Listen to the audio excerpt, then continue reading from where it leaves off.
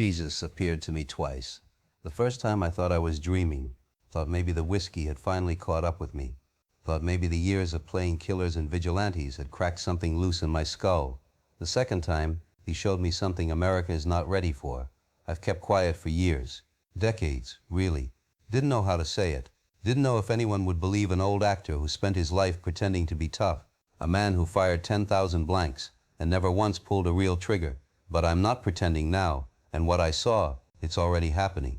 It's happening in your town, in your family, maybe in your own living room. So I'm going to tell you, and you can decide what to do with it. It was 1987, somewhere in Nevada. One of those motels where the neon sign flickers and the ice machine groans all night like a dying animal. The kind of place where drifters end up. The kind of place where men like me, men running from something they can't name, check in for one night and stay for 3. I couldn't sleep. Hadn't slept well in years. The roles, the fame, the distance from the man I used to be, it all sat on my chest like a stone, like a hand pressing down, like a question I didn't want to answer.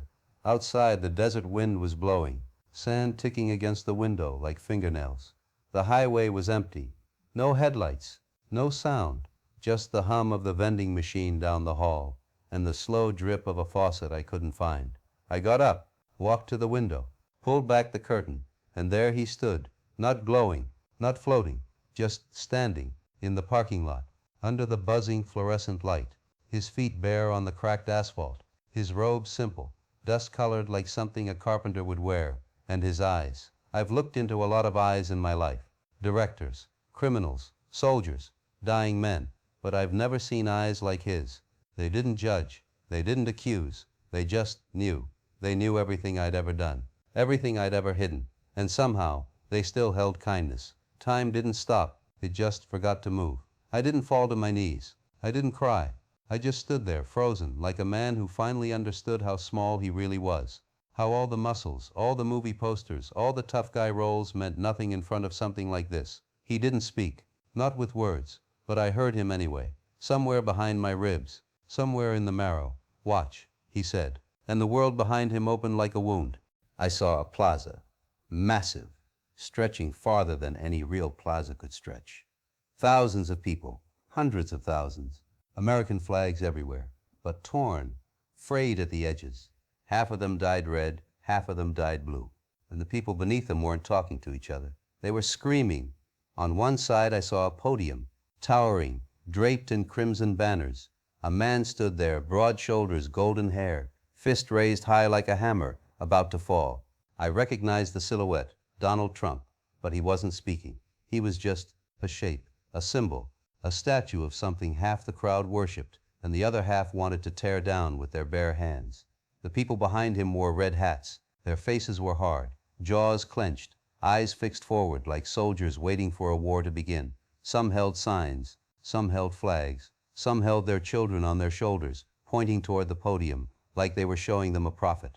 On the other side, another figure emerged, smaller, a woman in a headscarf, standing on a makeshift stage of wooden pallets and borrowed microphones. Ilhan Omar. She too was silent, frozen in time, a mirror image of defiance from the opposite shore. The people behind her were younger, angrier. Their signs screamed words I couldn't read from this distance, but I could feel their meaning. Justice, revolution, burn it down. Their fists pumped in unison. Their voices merged into a single roar that shook the air like thunder. And between them, nothing, no bridge, no road, no common ground, just a crack in the earth that grew wider with every heartbeat, a fracture that started as a hairline and spread like lightning across dry wood. I watched a man in a red hat grab another man's collar. I watched a young woman spit at a stranger twice her age. I watched a teenager throw a rock at a police car while his mother screamed his name, screamed it over and over like a prayer that wouldn't be answered. I saw a veteran, medals still pinned to his chest, weeping on a bench while 2 groups rushed past him, neither one stopping to ask if he was okay.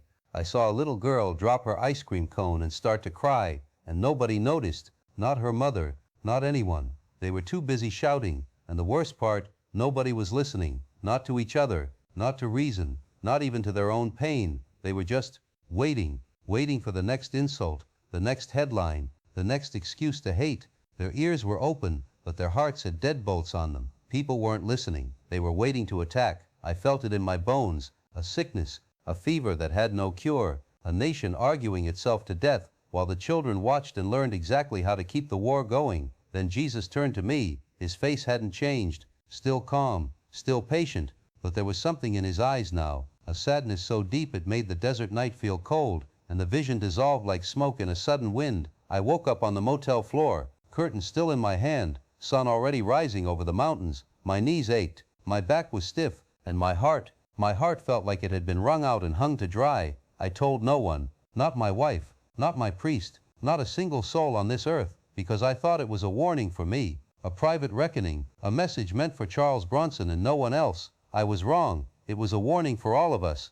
The second time came 14 years later, 2001, 3 weeks before the towers fell. I was in Pennsylvania, visiting a place I used to know, an old train station abandoned since the 60s, tracks rusted orange, windows shattered, pigeons nesting in the rafters, the kind of place America built with pride and then forgot like an old promise. I don't know why I went there. Something pulled me, something I couldn't name, a gravity in my chest, a whisper in the back of my skull that said, go, sit, wait. So I did. I sat on a wooden bench, paint peeling, splinters biting into my palms. I closed my eyes, listened to the wind move through the broken glass, listened to the ghosts of trains that hadn't run in 40 years. And when I opened them, he was sitting beside me. Same face, same silence, same impossible peace in his eyes, like a man who had seen the end of everything and still believed in the beginning. But this time he held something in his hands, a compass, old, brass, cracked down the middle, like someone had dropped it from a great height. The glass was clouded, the casing was dented, and the needle, it was spinning, violently, desperately, like a dog chasing its tail, like it couldn't find north, like north didn't exist anymore. Look, he said, and the station around me transformed. The walls fell away, the ceiling opened to a sky the color of bruises, and suddenly I was standing in a place that was everywhere and nowhere, a crossroads of the American soul. I saw 2 tracks stretching into the distance, 2 trains loading passengers. On the first platform, a massive rally, red hats by the thousands, billowing flags that snapped in a hot wind, that same golden silhouette, Trump projected on giant screens that flickered like fever dreams. The crowd chanted words I couldn't understand. Their faces were proud, defiant, hungry for something they'd lost and couldn't name. They believed they were saving America. I could see it in their eyes. They believed this with everything they had. On the second platform, a different crowd, younger, louder, fists raised like they were punching the sky itself, signs demanding justice, change, revolution, signs that dripped with paint still wet, and there Omar's silhouette on their banners, a symbol of everything the other side feared, and everything this side believed would set them free. They believed they were saving America too, just as fiercely, just as completely. Both trains began to move, both crowds cheered, and I watched them race toward the horizon, only to see both tracks curve inward, slowly at first, then sharper, then violently, toward the same darkness, toward a tunnel with no light at the end. I saw the flags fall, not one side's flags, all of them, red and blue tangled together in the mud, like the bodies of brothers after a battle nobody won. I saw a church with its doors hanging open, pews empty, hymnals scattered on the floor. The cross above the altar had fallen, and no one had come to raise it back up. I saw a school, desks overturned, chalkboards cracked, children's drawing stick figures holding hands, houses with smoke curling from chimneys, torn and scattered like leaves after a storm. I saw a supermarket aisle where 2 women stood frozen, each one clutching a cart, neither one willing to move aside, their eyes locked in silent war, over nothing, over everything. I saw a small street in a small town, the kind of street where everyone used to know everyone. But now the porches were empty, the flags were faded, and the only sound was a screen door banging in the wind, over and over like a heartbeat that had forgotten how to stop. I saw church bells hanging silent in their towers, rusted, unrung, forgotten by the hands that used to pull their ropes every Sunday morning. I saw a family standing on a porch, a father, a mother, 2 children, and they weren't speaking. They weren't even looking at each other, each one staring at a screen, each one alone in a crowd of 4. And in the distance I saw a schoolyard, empty swings creaking in the wind like the bones of something dead, slides rusted, sandbox filled with weeds, and written on the wall in red paint that dripped like blood, 2 words, whose side? That was the question now. Not what's true, not what's right, not what does God want, just Whose side? As if truth could be cut in half, as if justice could wear a jersey. And I understood. The compass wasn't broken because the world lost direction.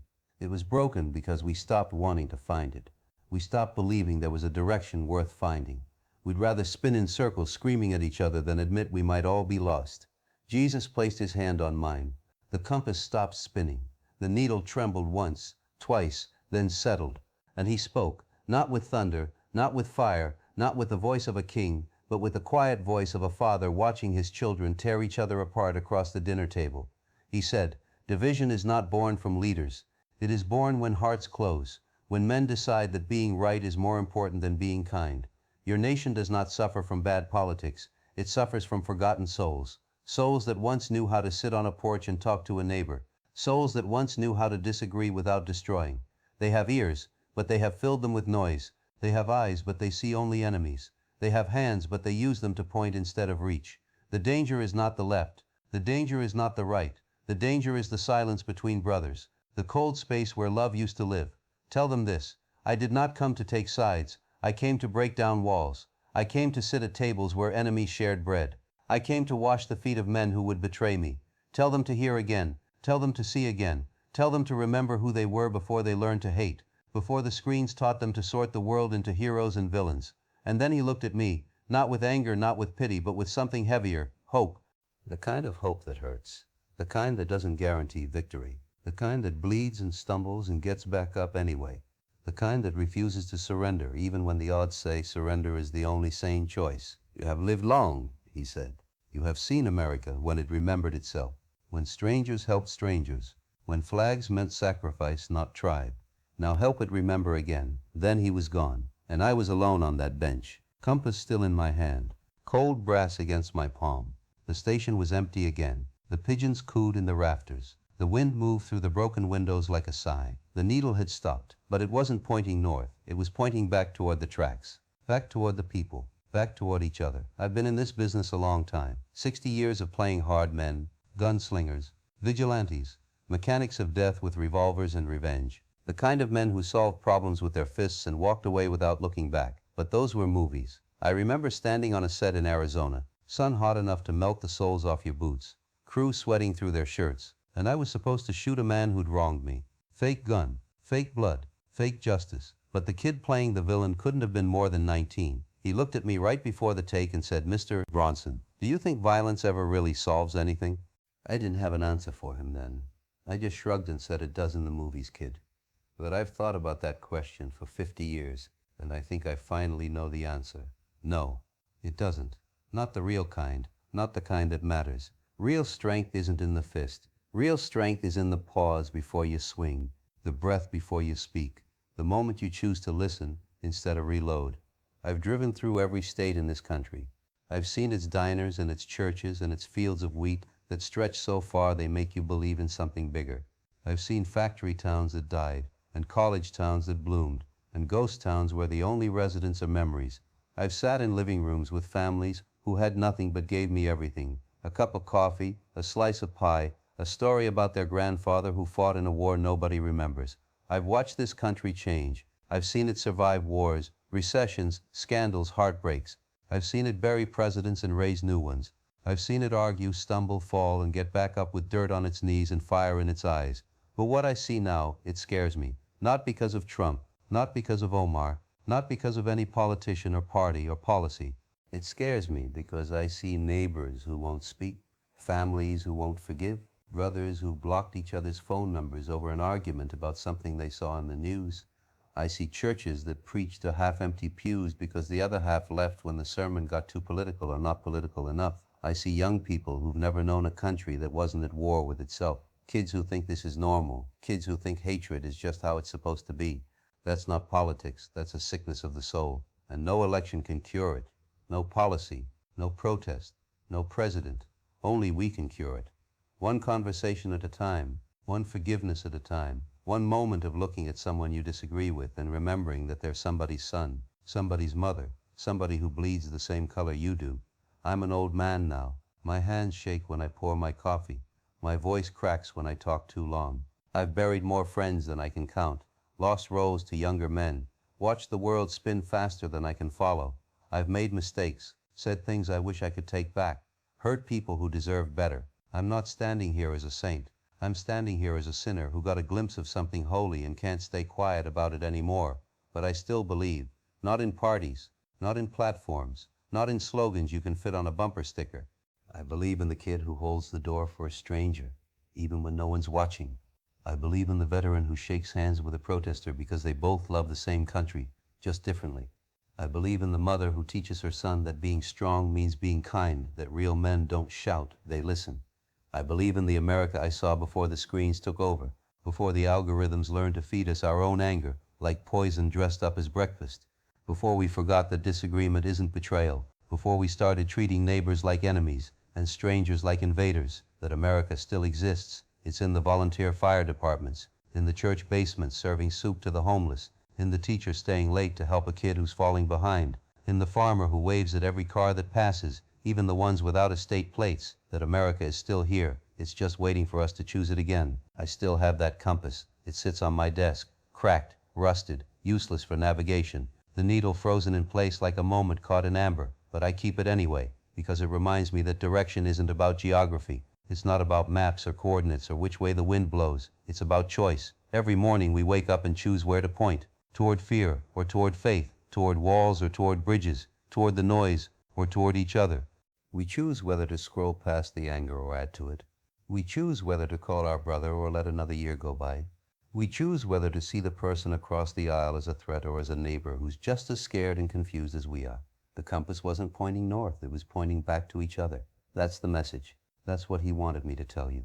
Not that America is doomed, not that we're beyond saving, not that the darkness has won, but that the saving starts with us, in our kitchens, on our porches, at our dinner tables where the chairs have been empty too long. One conversation, one forgiveness, one moment of listening, truly listening to someone we've decided to hate. That's the path back. That's the only path back. Not through Washington, not through elections, not through arguments won or points scored, through each other. I don't know how much time I have left. None of us do. The clock doesn't show you how much sand is left in the glass. You just keep walking until you can't. But I know this, if I can spend my final years reminding one person, just one, that love is stronger than division, that kindness outlasts cruelty, that the heart of this nation isn't in its capitals or its corporations, but in its people, in the quiet courage of ordinary folks doing right when no one's looking, then maybe that vision wasn't a warning.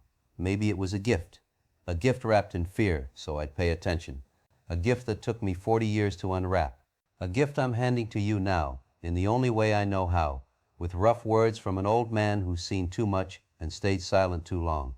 The light isn't gone, it's just waiting, waiting in a kitchen where a mother prays for her son to come home, waiting in a church where a bell might ring again if someone reaches for the rope, waiting in a schoolyard where children might play together if we teach them how, waiting in you, waiting in me, waiting in the space between us where hate has built a wall that was never meant to stand. My name is Charles Bronson, and I still believe in America. Not because it's perfect, it never was.